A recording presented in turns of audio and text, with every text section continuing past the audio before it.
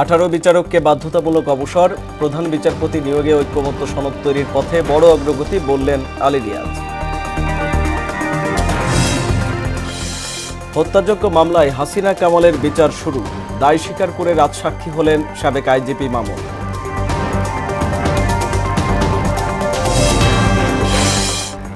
Postal ballot পদ্ধতিতেই প্রবাসীদের vote, বলছে ইসি। কোনো নির্বাচনেই ইভিএম নয়, প্রতীক তালিকায় যুক্ত হয়নি শাপলা।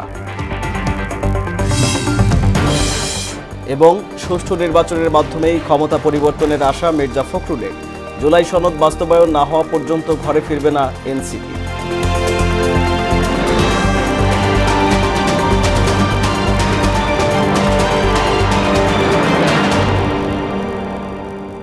আসসালামু আলাইকুম, সবাইকে মোহনা সংবাদে স্বাগত। শুনছিলেন শিরোনাম, সঙ্গে আছি আমি আরিফুল ইসলাম। এবার পুরো খবর। বাংলাদেশ জুডিশিয়াল সার্ভিসের 18 বিচারককে বাধ্যতামূলক অবসরে পাঠিয়েছে সরকার। বৃহস্পতিবার রাষ্ট্রপতির আদেশক্রমে তাদেরকে বাধ্যতামূলক অবসরে পাঠিয়ে প্রজ্ঞাপন জারি করে আইন, বিচার ও সংসদ বিষয়ক মন্ত্রণালয়। চাকরির বয়স 25 বছর পূর্ণ হওয়ায় বাংলাদেশ সুপ্রিম কোর্টের সঙ্গে পরামর্শক্রমে সরকারি চাকরি আইন 2018 এর 45 ধারার বিধান অনুযায়ী জনস্বার্থে তাদেরকে চাকরি হতে অবসর প্রদান করা হয় বলে প্রজ্ঞাপনে উল্লেখ করা হয়। বাধ্যতামূলক অবসরে পাঠানো কর্মকর্তারা সরকারি বিধি অনুযায়ী অবসরজনিত সুবিধাদি প্রাপ্য হবেন বলেও এতে উল্লেখ করা হয়। প্রধান বিচারপতির নিয়োগ সংক্রান্ত আলোচনায় রাজনৈতিক দলগুলো দুটি বিষয়ে একমত হয়েছে। একে জাতীয় সনদ তৈরির পথে বড় অগ্রগতি হিসেবে দেখছেন জাতীয় ঐকমত্য কমিশনের সহসভাপতি অধ্যাপক আলী রিয়াজ। বৃহস্পতিবার দ্বিতীয় পর্যায়ের 11তম দিনের বৈঠকের অগ্রগতি নিয়ে এই আশাবাদ ব্যক্ত করেন তিনি। বিস্তারিত জানাচ্ছেন মুনতাসির মামুন। ফরেন সার্ভিস একাডেমিতে জাতীয় ঐক্যমত কমিশনের সাথে রাজনৈতিক দলগুলোর দ্বিতীয় পর্যায়ের 11 দিনের আলোচনা। বিষয় ছিল প্রধান বিচারপতি নিয়োগ, তত্ত্বাবধায়ক সরকার ও জরুরি অবস্থা জারি। আলোচনায় বিএনপি, জামায়াতে ইসলামী, সিপিবি, এনসিপি, গণসংহতি, এবি পার্টি সহ 30 রাজনৈতিক দল অংশ নেয়। প্রধান বিচারপতি নিয়োগ সংক্রান্ত বিষয়ে আগেও সামান্য আলোচনা হয়েছিল। আমরা সেই আলোচনার ক্ষেত্রে সেই আলোচনাকে আরও খানিকটা অগ্রসর করতে পেরে দুটো বিষয়ে একমত হওয়া গেছে। আলোচনার গতি আশাব্যঞ্জক উল্লেখ করে জুলাইয়ের মধ্যে জাতীয় সনদের খসড়া চূড়ান্ত করার লক্ষ্যে কমিশন এগোচ্ছে বলে জানালেন কমিশনের সহসভাপতি অধ্যাপক আলী রিয়াজ। যার থেকে আমরা আশাবাদী হতে পারি যে এই মাসের মধ্যেই আমরা একটি সনদ প্রস্তুত করতে পারব। প্রতিদিনই আমরা বেশ খানিক দূর পর্যন্ত অগ্রসর হচ্ছি, কারণ এগুলো তাড়াহুড়ার বিষয় নয়। ক্ষেত্র বিশেষে শব্দ বাক্য বিবেচ্য হতে হচ্ছে, সেগুলো আমরা বিবেচনা করেই অগ্রসর হচ্ছি। তত্ত্বাবধায়ক সরকার কাঠামো নিয়েও বেশ অগ্রগতি হয়েছে বলে জানানো হয়। আর জরুরি অবস্থার 141 ধারা যাতে রাজনৈতিকভাবে ব্যবহার না হয় সে বিষয়েও একমত হন সব দলের প্রতিনিধি। জরুরি অবস্থা জারি করার পরেও রাইট টু লাইফের সাথে সংযুক্ত কোনো ফান্ডামেন্টাল রাইট এখানে লঙ্ঘন করা যাবে না, এটা বাদ রাখতে। নির্যাতন ও নিষ্ঠুর, অমানবিক বা মর্যাদাহানিকর আচরণ বা শাস্তি থেকে রক্ষা করা, এটার সাথে আমরা একমত হয়েছি যে এই বিষয়গুলো কখনোই ভায়োলেট করা যাবে না, এটাকে সংরক্ষিত রাখতে হবে যতই জরুরি অবস্থা ঘোষণা করা হোক না। আলোচনা পরবর্তী ধাপে জাতীয় সনদের খসড়া প্রস্তাব তুলে ধরবে কমিশন। উদ্দেশ্য একটি গ্রহণযোগ্য, অংশগ্রহণমূলক ও টেকসই রাষ্ট্রীয় কাঠামো নিশ্চিত করা। শান্তিপূর্ণভাবে ক্ষমতা হস্তান্তরের প্রক্রিয়া কি হতে পারে সে প্রস্তাবনা আমরা কমিশনের কাছে উত্থাপন করেছি। মুনতাসির মামুন, মোহনা সংবাদ, ঢাকা। মানবতা বিরোধী অপরাধ মামলায় শেখ হাসিনা সহ 3 জনের বিরুদ্ধে অভিযোগ গঠন করে বিচার শুরুর আদেশ দিয়েছেন ট্রাইব্যুনাল। আগামী 4 আগস্ট সাক্ষ্য গ্রহণের দিন ধার্য করেছেন বিচারপতি মোহাম্মদ গোলাম মর্তুজা মজুমদারের নেতৃত্বাধীন আন্তর্জাতিক অপরাধ ট্রাইব্যুনাল 1। এদিকে জুলাই আগস্টের হত্যাযজ্ঞের দায় স্বীকার করে আসামি থেকে রাজসাক্ষী হলেন সাবেক আইজিপি মামুন। আরো জানাচ্ছেন কাজী পাপ্পু। ছাত্র আন্দোলনকে কেন্দ্র করে গত বছরের জুলাই আগস্টে আইন শৃঙ্খলা বাহিনীর গুলিতে ব্যাপক হতাহতের ঘটনা ঘটে। ওই ঘটনায় দায়ের করা মানবতা বিরোধী অপরাধ মামলার আসামি পতিত সরকারের প্রধানমন্ত্রী শেখ হাসিনা, তার সরকারের সাবেক স্বরাষ্ট্রমন্ত্রী আসাদুজ্জামান খান কামাল ও তৎকালীন আইজিপি চৌধুরী আব্দুল্লাহ আল মামুন। শুরুতেই শেখ হাসিনা ও কামালকে অভিযোগ থেকে অব্যাহতির আবেদন খারিজ করে দেয় ট্রাইব্যুনাল 1। পরে 3 জনের বিরুদ্ধে বিচার শুরুর আদেশ দেন। চার্জ গঠন হয়েছে। চার্জ গঠনের পরে আগামী 3রা আগস্ট ওপেনিং স্টেটমেন্টের জন্য এবং 4 আগস্ট প্রথম সাক্ষ্য গ্রহণের জন্য দিন ধার্য করা হয়েছে। কাঠগড়ে দাঁড়িয়ে দায় স্বীকার করেন সাবেক পুলিশ প্রধান। বিচারকদের উদ্দেশ্যে বলেন, জুলাই আগস্টের অপরাধ খোলাসা করতে চান তিনি। আদালতের সুবিধাজনক সময়ে তার বক্তব্য উপস্থাপনের মাধ্যমে আদালতকে প্রকৃত ঘটনা এবং অপরাধ কারা তাদের মাধ্যমে কিভাবে সংগঠিত হয়েছিল সেই তথ্য উদ্ঘাটনে সাহায্য করবেন। রাজসাক্ষী হয় চৌধুরী মামুনের নিরাপত্তা চেয়ে আবেদন করেন তার আইনজীবী। তার নিরাপত্তার সংকট হতে পারে এই আশঙ্কায় তার পক্ষ থেকে তার আইনজীবী আবেদন জানিয়েছেন তাকে যাতে যথাযথ নিরাপত্তা দেওয়া হয়।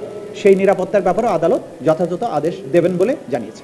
তবে রাষ্ট্রনিযুক্ত আইনজীবীর দাবি, মামলার একজন আসামি রাজসাক্ষী হলেই অপর আসামিরা অপরাধী বলা সমীচীন নয়। যিনি দোষ স্বীকার করেছেন সেই জন্য অন্যরাও সবাই দোষী, এটা বলা যাবে না। ওনার যে বক্তব্য দিবেন তখন তাকে আমি জেরা করব, এটাই স্বাভাবিক কথা। এদিকে আবু সাইদ হত্যা মামলায় বেগম রোকেয়া বিশ্ববিদ্যালয়ের সাবেক ভিসি হাসিবুর সহ পলাতক 26 জনকে 22 জুলাই ট্রাইব্যুনালে হাজির হতে পত্রিকায় বিজ্ঞপ্তি প্রকাশের নির্দেশ দিয়েছেন ট্রাইব্যুনাল 2। কাজী পাপ্পু, মোহনা সংবাদ, ঢাকা। চলতি বছর এসএসসি ও সমমান পরীক্ষায় পাশের হার ৬৮.৪৫%, যা গত বছরের চেয়ে প্রায় 15% কম। এবার জিপিএ 5 পেয়েছে 1,39,032 জন পরীক্ষার্থী, আর অকৃতকার্য হয়েছে 6 লাখ। এদিকে আন্তঃশিক্ষা বোর্ডের চেয়ারম্যান বলছেন, এবার যে ফল হয়েছে সেটি প্রকৃত, কোনো বাড়তি নম্বর দেওয়ার সুযোগ নেই। শামীমুজ্জামান চৌধুরীর রিপোর্ট। ফলাফল প্রকাশের পর ঢাকঢোল বাজিয়ে উচ্ছ্বাসে মেতে ওঠেন শিক্ষার্থীরা। রাজধানীর অন্যান্য শিক্ষা প্রতিষ্ঠানের মতো একই চিত্র বেকারুন্নেসা স্কুলের।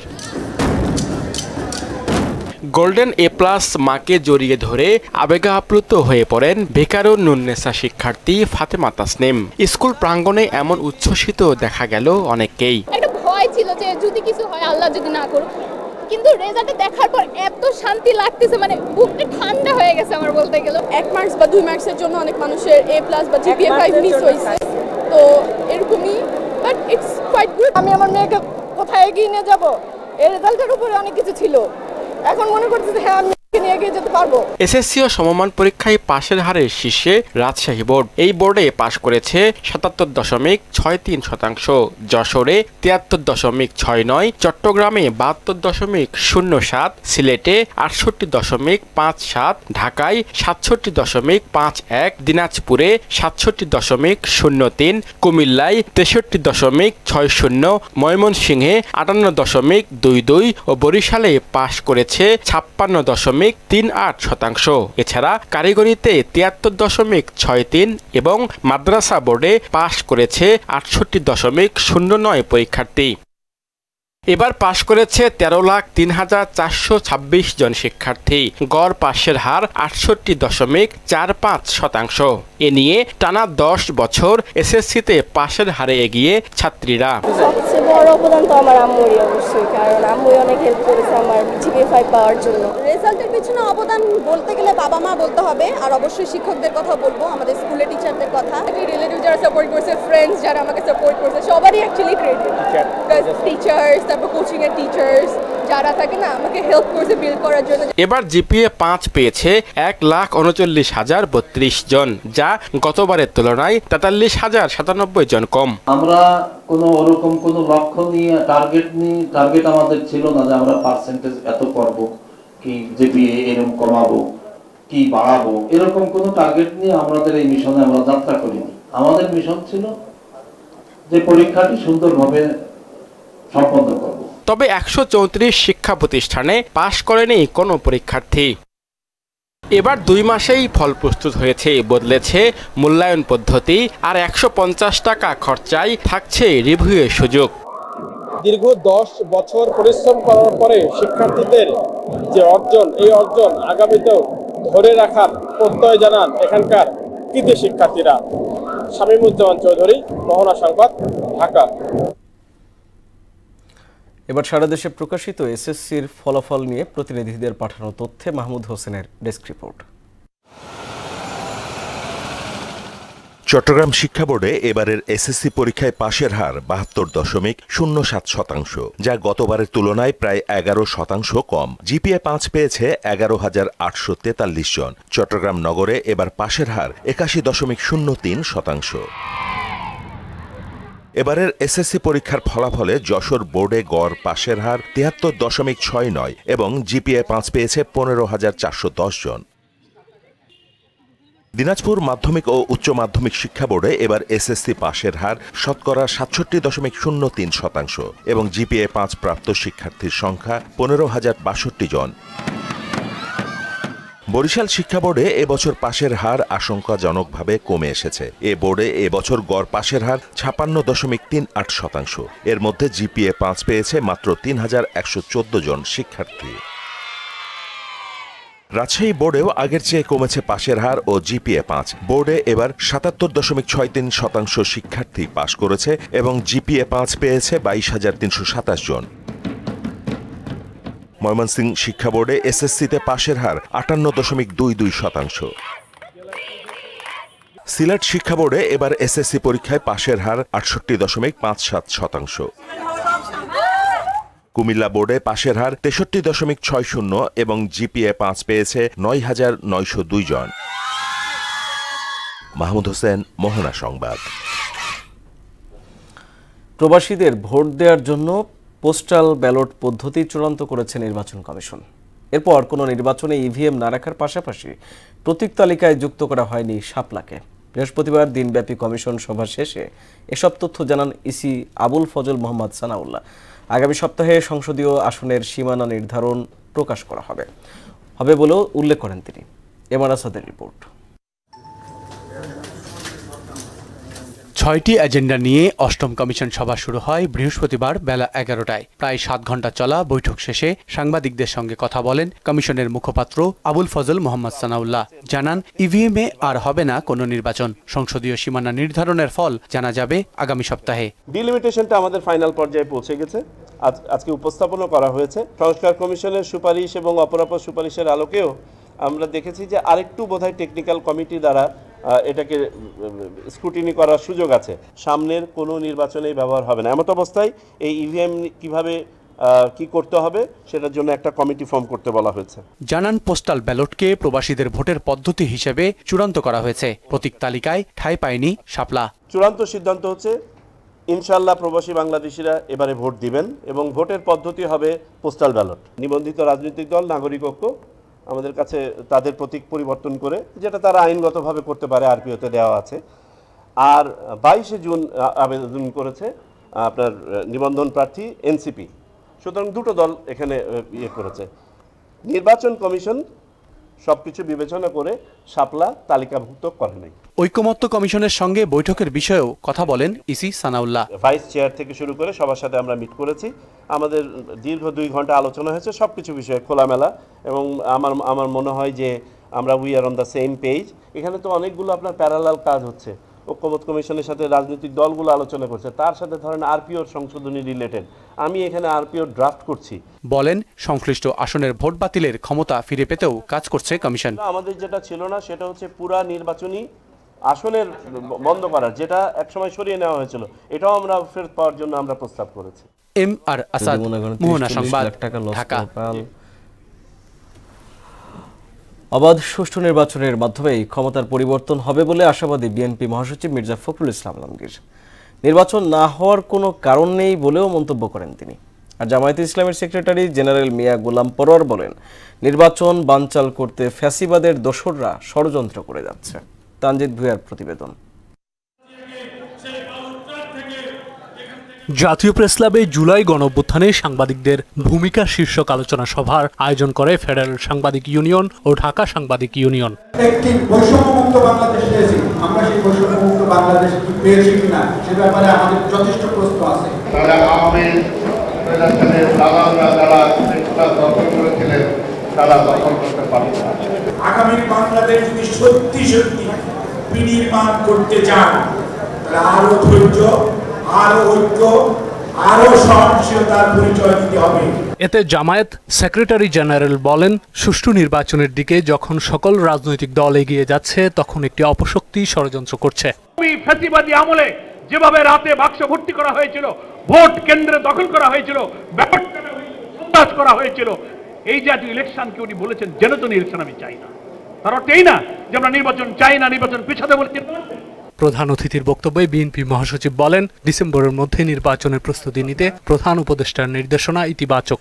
ডিসেম্বরের মধ্যে নির্বাচনের সব কাজ গুছিয়ে রাখার জন্য নির্বাচন কমিশনকে, এটা একটা অত্যন্ত ইতিবাচক ব্যাপার, and he deserves thanks for that. আমরা আশা করব যে নির্বাচন কমিশন এই কাজটা খুব দ্রুততার সঙ্গে শেষ করে তার নির্বাচনের একটা পরিবেশ তৈরি করবে। যুক্তরাষ্ট্রের শুল্ক আরোপ বাংলাদেশের তৈরি পোশাক খাতকে হুমকিতে ফেলবে এমন আশঙ্কা করে সমস্যার সমাধানে সরকারকে মনোযোগী হওয়ার আহ্বান জানান তিনি। এই পোশাক শিল্পের উপরে যদি 35% ট্যারিফ আসে, তাহলে এই পোশাক শিল্প মাটিতে শুয়ে পড়বে।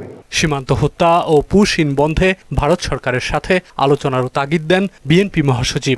সরকার এই বিষয়টাকে অত্যন্ত গুরুত্ব দিয়ে ভারতের সঙ্গে এটা দর কষাকষিতে চূড়ান্ত করে। তানজিদ ভুইয়া, মোহনা সংবাদ, ঢাকা। অনির্বাচিত সরকার বেশি দিন ক্ষমতায় থাকলে ফ্যাসিবাদ উত্থানের আশঙ্কা তৈরি হয় বলে জানালেন বিএনপির সিনিয়র যুগ্ম মহাসচিব রুহুল কবির রিজভী। যারা পিআর পদ্ধতির নির্বাচন চায় রাজনৈতিক দল হিসেবে তারা এতিম বলেও মন্তব্য করেন তিনি। আর ঢাকা মহানগর উত্তর বিএনপির আহ্বায়ক আমিনুল হক অভিযোগ করেন, ষড়যন্ত্রকারীরা নির্বাচন পিছিয়ে দেওয়ার অপচেষ্টা চালাচ্ছে। রাজধানীর পল্লবীতে বৃক্ষরোপণ কর্মসূচি উদ্বোধনী অনুষ্ঠানে এসব কথা বলেন তারা। আরও জানাচ্ছেন হুমায়ুন কবির। রাজধানীর পল্লবীতে বৃক্ষরোপণ কর্মসূচির আয়োজন করে ঢাকা মহানগর উত্তর বিএনপি। এতে প্রধান অতিথি হিসেবে যোগ দেন দলের সিনিয়র যুগ্ম মহাসচিব রুহুল কবির রিজভী। অংশ নেন মহানগর উত্তর বিএনপির আহ্বায়ক সহ দলের স্থানীয় নেতাকর্মীরাও। এ সময় মহানগর উত্তরের 26টি থানা এলাকাকে পরিবেশ বান্ধব হিসেবে গড়ে তোলার পাশাপাশি সবাইকে সাধারণ মানুষের কল্যাণে কাজ করার আহ্বান জানান মহানগরীর নেতারা। ঢাকা মহানগর উত্তরের আওতাধীন পল্লবী থানাতে আমরা সকল নেতৃবৃন্দ মিলে 20,000 গাছ রোপণ করব। শহীদ জিয়াউর রহমান যেই গাছটি রোপণ করে গিয়েছিলেন, তার স্মরণে প্রত্যেকটা এলাকায় এই গাছ রোপণ করার জন্য আমি আহ্বান জানাবো। ফ্যাসিবাদী আওয়ামী লীগ যত জায়গায় দুর্নীতি করেছে, প্রতিটি দুর্নীতির বিচার বাংলাদেশের মাটিতে অবশ্যই হবে। ঢাকা মহানগরকে অনেক সুন্দর এবং সুশৃঙ্খল করার জন্য আমি এবং আমিনুল হক স্যার এবং আমাদের টিম ঢাকা মহানগর উত্তর বিএনপির আহ্বায়ক আমিনুল হক এতে অভিযোগ করেন, গত 17 বছরে স্বৈরাচার আওয়ামী লীগ গাছ কেটে এবং খাল বিল ভরাট করে পরিবেশের ভারসাম্য নষ্ট করেছে। গত 17 বছর ওই স্বৈরাচার সরকার শুধু গাছ কেটেছে, একটাও গাছ লাগায় নাই। সকল বনের পর বন উজাড় করে দিয়েছে। খাল বিল অনেক পুকুর তারা ভরাট করে সেখানে তারা অবৈধভাবে স্থাপনা তৈরি করেছে। যাদের পায়ের নিচে মাটি নেই তারাই পিআর পদ্ধতিতে নির্বাচনের দাবি করছে বলে অভিযোগ করেন তিনি। যাদের মেম্বার হওয়ার যোগ্যতা নাই, যাদের ওই পঞ্চায়েতের একজন সদস্য হওয়ার যোগ্যতা নাই, তারা নাকি পিআর পদ্ধতির মাধ্যমে সংসদে যেতে চায়।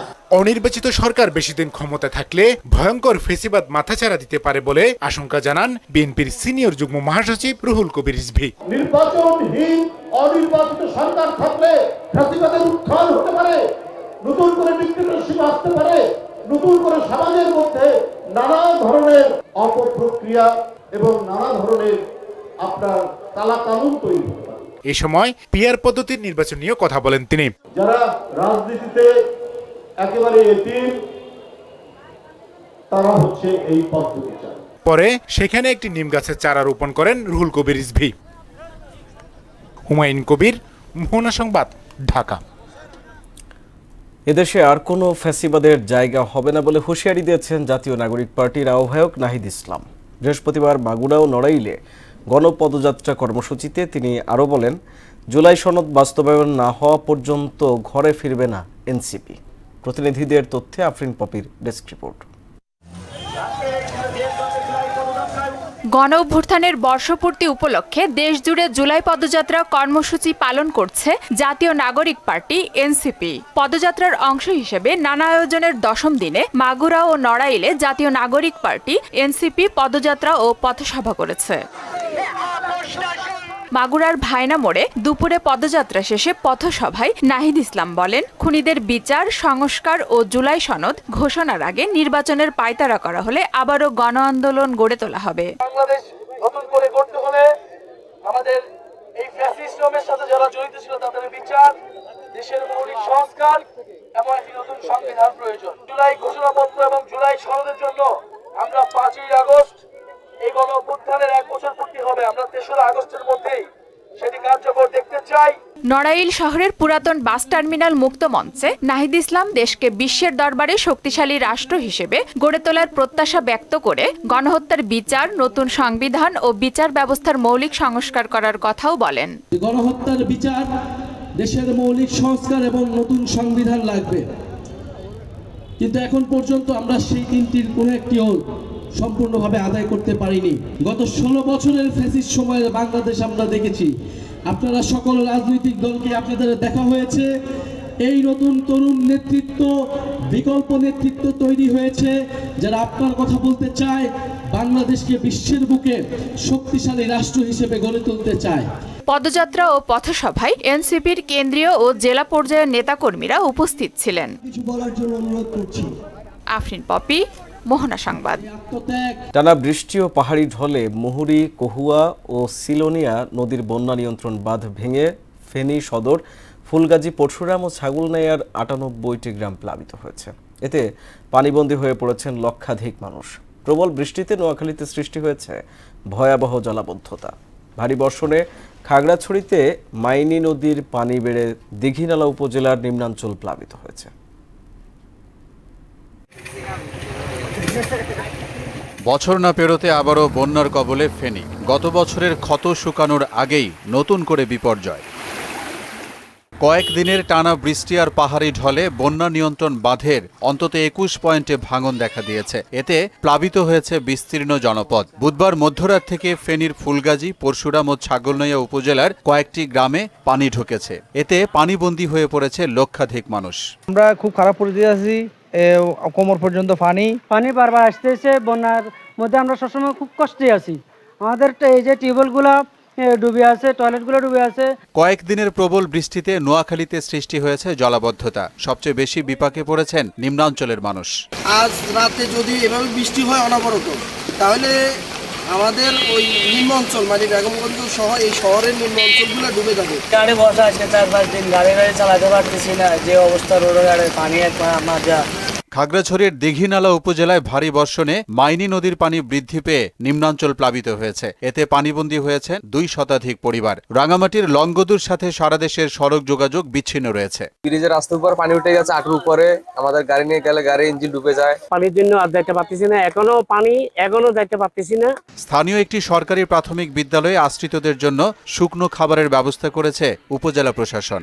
প্রায় 32টা পরিবারের প্রায় 124 জন মানুষের মতো আশ্রয় গ্রহণ করেছে এবং তাদেরকে আমরা গতকাল রাত পর্যন্ত রান্না করা খাবার সহ বিভিন্ন সামগ্রী বিতরণ করেছি। আমরা আজকে থেকে রান্না করা খাবারের পাশাপাশি তাদেরকে শুকনো খাবার বিতরণ করব। আবহাওয়া অফিসের তথ্য মতে সবশেষ 24 ঘন্টায় দেশে 271 মিলিমিটার বৃষ্টিপাত রেকর্ড করা হয়েছে। ফেনীর যে বন্যার সেটা যেদিন শুরু হয়েছে সেদিন কিন্তু 440 মিলিমিটার বৃষ্টি হয়েছিল, যার কারণে অস্বাভাবিক একটা বৃষ্টির কারণে কিন্তু ওখানে যে জলাবদ্ধতার সৃষ্টি থেকে। বৃষ্টি অব্যাহত থাকলে চট্টগ্রাম ও পাহাড়ি অঞ্চলে পাহাড় ধসের আশঙ্কা রয়েছে বলেও জানান তিনি। এই লঘুচাপ পশ্চিমবঙ্গে অবস্থান করার কারণেই বাংলাদেশে বৃষ্টিপাতের পরিমাণটা বেশি হয়। মোহাম্মদ ওয়ালিউল্লাহ, মোহনা সংবাদ। বিএনপির নেত্রী পরিচয়ে জেবা আমিনা আহমেদ নামের এক নারীর বিরুদ্ধে রাজধানীর গুলশান বাড়িধারায় মব সৃষ্টি করে ফ্ল্যাট দখলের অভিযোগ উঠেছে। ঢাকা রিপোর্টার্স ইউনিটিতে এক সংবাদ সম্মেলনে ক্যাপিটাল ডেভেলপমেন্ট লিমিটেড কোম্পানির ব্যবস্থাপনা পরিচালক মোকাররম হোসেন খান এই অভিযোগ তুলে ধরেন। অভিযোগে বলা হয়, ফ্যাসিস্ট সরকারের পতনের পর সপরিবারে মোকাররম হোসেন দেশের বাইরে থাকায় ঘর লুটপাট ও ভাঙচুর করে তার সাবেক স্ত্রী জেবা আমিন ও তার ভাড়াটিয়া ক্যাডার বাহিনী। আজকে আপনাদের সামনে এসে দেশের সামনে উনি বলছেন যে ওনার উপরে হামলা হয়েছে, উনি বিএনপি করেন বলে। অ্যাবসলিউট লাই।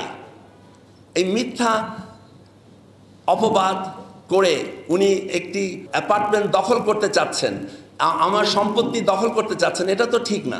আমি জানি যে আমাদের ভারপ্রাপ্ত চেয়ারম্যান সাহেব উনি চাচ্ছেন যে দলটাকে সম্পূর্ণভাবে একটি সুন্দর অর্গানাইজড অ্যান্ড ক্লিন একটা দল হিসেবে তৈরি করতে। আন্তর্জাতিক প্রসঙ্গ। শ্রীলঙ্কা ও ফিলিপাইন সহ আরও 7টি দেশের পণ্যের উপর শুল্ক আরোপের ঘোষণা দিয়েছেন মার্কিন প্রেসিডেন্ট ডোনাল্ড ট্রাম্প। 1 আগস্ট থেকে এ দেশগুলোর ওপর 20 থেকে 30% পর্যন্ত আমদানির শুল্ক আরোপ করা হবে বলে বুধবার ঘোষণা দেন তিনি। ফিলিপাইনের ওপর 20%, ব্রুনেই ও মলদোভার ওপর 25% এবং শ্রীলঙ্কা, ইরাক, আলজেরিয়া ও লিবিয়ার ওপর 30% শুল্ক আরোপ করা হয়েছে। নিজ সামাজিক যোগাযোগ মাধ্যম ট্রুথ সোশ্যালে এসব তথ্য প্রকাশ করেন ট্রাম্প। শেষ করব মোহনা সংবাদ, যাবার আগে জানিয়ে দেব শিরোনামগুলো আরও একবার।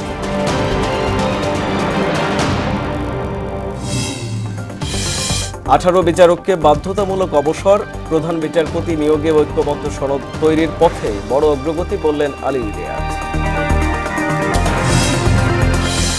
হত্যাযোগ্য মামলায় হাসিনা কামালের বিচার শুরু, দায় স্বীকার করে রাজসাক্ষী হলেন সাবেক আইজিপি মামুন। পোস্টাল ব্যালট পদ্ধতিতেই প্রবাসীদের ভোট বলছে ইসি, কোনো নির্বাচনেই ইভিএম নয়, প্রতীক তালিকায় যুক্ত হয়নি শাপলা। এবং সুষ্ঠু নির্বাচনের মাধ্যমেই ক্ষমতা পরিবর্তনের আশা মির্জা ফখরুলের, জুলাই সনদ বাস্তবায়ন না হওয়া পর্যন্ত ঘরে ফিরবে না এনসিপি।